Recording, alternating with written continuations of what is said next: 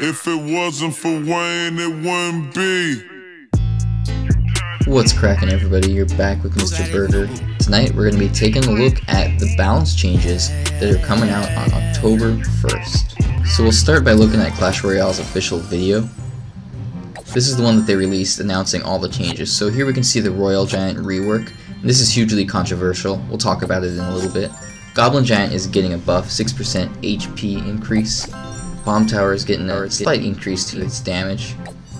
Goblin Hut is getting a reduction in its spawn speed, so it spawns things faster. Skeleton Army is getting one more skeleton. Barbarian Barrel is, getting a slight buff and tweak as well. Then we got the Snowball finally getting a well-deserved buff in two ways: area damage and slow duration. And lastly, the community voted for it. It was the Ice Wizard. A lot of people raged about that one, but hey, that's what the community wanted. So now I want to take a look at the balance changes and their official posting on Reddit, so we can see, the exact changes that they made in more detail and kind of, the reasoning that they gave, and I can lend you guys my personal opinion on them. So the Royal Giant, this has been a highly controversial card that's been, really hated for a long time, and despite everybody saying like, oh, it's so OP, I see it all the time, you don't see it that much these days, I feel like. It's one of those cards that's very similar to the E-Barbs. It's very powerful when over-leveled, but other than that, you almost never see it. So you rarely ever see it in challenges. He's got like abysmally low usage rates. So what they did is they reworked him. Hopefully this will change, his just ridiculous power that he has when he's over-leveled. So they reduce his range, so he actually takes a lot longer to connect to the tower, and on top of that they gave him a huge damage increase, so 60% damage. So if he does manage to connect to a tower, he'll do an insane amount of damage to it. But the idea is that he's a lot easier to answer, so he won't be able to connect to the tower before you put your answer down, countering him. Now, on top of all of this, they reduce his deploy time. So that little timer that ticks when you put a unit down, P.E.K.K.A. used to have a really long one, it's like 3 seconds. They reduced her down to like 1 second. The Golem, on the other hand, still has a really long, like 3-second deploy time. The Royal Giant now, he's going to deploy in 1 second, so he gets placed down quicker. So I think overall, it's probably going to be a buff. The major interaction change here is that you're going to be able to put down your counters to him as far as buildings go, like Inferno Towers or Bomb Towers, preemptively, and he'll no longer outrange them, because before you would have to place your Inferno Tower down once he got within the Inferno Tower's range, or else the Royal Giant would just outrange the Inferno Tower and snipe it from afar and completely destroy it. He won't be able to do that anymore. Next we got the Goblin Giant. He just got a slight HP increase, basically makes him a little bit tankier. No significant interaction changes, but he can take a little bit more damage and a few more hits from just about every card in the game, other than the really heavy hitters like P.E.K.K.A. or Sparky. Now Bomb Tower, they increased its damage by a slight amount, and if you guys recall, the Bomb Tower got another buff recently. They kind of reworked it. They reduced the amount of elixir that it costs, which is a significant change to a card, and then they gave it a bunch of nerfs on top of that to balance it out a little bit.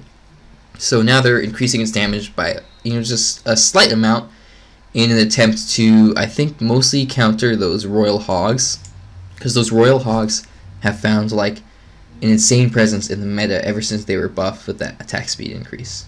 So I don't know if this is going to make it so that the Bomb Tower becomes like super meta, but it's definitely going to make it like a viable option.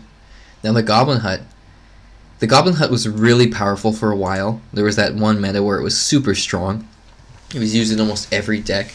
But what they did is, since they reworked the Spear Goblins and made them attack a lot slower, the Goblin Hut kind of fell short. So they finally gave it a slight buff, just specifically to the Hut, but not to the Spear Goblins themselves. So hopefully that'll allow the Goblin Hut itself to regain some of its former power. The Skeleton Army got a slight increase into its skeleton count from 14 up to 15. It used to have like 20 some, and then they nerfed it down to like 16 or something like that, and then 15, and then 14. Now they're increasing it by a slight amount.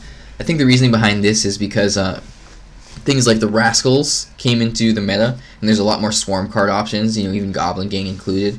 So the skeleton army was one of the few options before, but now they wanted to kind of buff it a little bit because there's so many alternatives that it kind of fell off the map. It has very low usage rates in comparison to its alternatives. We're getting a buff to the Barbarian barrel as well. It rolls a little bit faster. The Barbarian jumps out a little bit quicker. They've just been slightly tweaking and buffing the Barbarian barrel as it, since it was released. It used to cost 3 elixir, it used to go further, or not as far, and then further, and then, they've just been tweaking it here and there. They can't quite seem to find exactly how they like it, but they're working on it, so hopefully this most recent change will make it much more viable.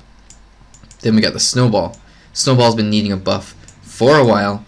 The duration is going from 2 seconds up to 2.5 seconds, and it's getting a damage increase. And, that'll be pretty cool, because I think that the Snowball is a really fun card, and it has huge potential, but, it's not as good as the alternatives. You got like Zap and Log, and they just have better effects and do more damage. So the Snowball, hopefully this buff will make it, kind of viable, at least usable in some decks. And then the Ice Wizard. A lot of people were upset about this one. The reasoning is because the alternatives were like the Inferno Tower, which people have been calling for a while. A lot of the professional players say that the Inferno Tower needs a buff. And another one was Royal Recruits, and the Royal Recruits need to be tweaked as well, because they did that emergency nerf to them, and then it was just overkill and nobody used them anymore. And they need to fix that, because they're a really cool, fun card, and they opened up this whole new archetype, and it would be really cool to see that split meta archetype kind of thing coming back into play with more than just the 3 Musketeers, because, having like the Royal Hogs and the Royal Recruits gives you this huge potential for this massive split push deck, and I did a video a while back talking about that, so check that out if you haven't already. It's the Welcome to the Split Meta video, and that talks about that concept, how the Royal Recruits open up this window for this huge, new kind of gameplay that we haven't seen so much before, other than just the 3 Musketeers. So a lot of people were upset that the Ice Wizard won, because it's not a significant change. The major interaction change is things like Bowler and E-Wiz will no longer, continually interrupt the Ice Wizard so that they get unslowed by the Ice Wizard's effect. Now that it has a 2.5 second duration, the slow does, the Ice Wizard will permanently be able to slow his target, even if he's getting stunned from the E-Wiz's auto attack or the Bowler's knockback or something like that. And another thing here, spell damage immunity reverted. So this is really good because I actually fell victim to this earlier. Cards like Golem, Lava Hound, Skeleton Barrel, that actually happened to me with Tombstone. When the unit or the card that spawns other units on death dies, so in this case when the Tombstone dies and spawns the skeletons, there's a tiny little window where those skeletons are immune to damage. So I zapped trying to kill all the skeletons, but 4 of them lived because there was that immunity, and right when I zapped, even though the Tombstone had been destroyed already, the skeletons actually lived through that zap, and that was pretty unfortunate. I posted it to Reddit, and that's actually the bug that they're fixing here. Alright guys, that is it for my take a look at the balance changes and my personal opinion on it. Thanks so much for watching guys, and have a good night. If it wasn't for Wayne, it wouldn't be.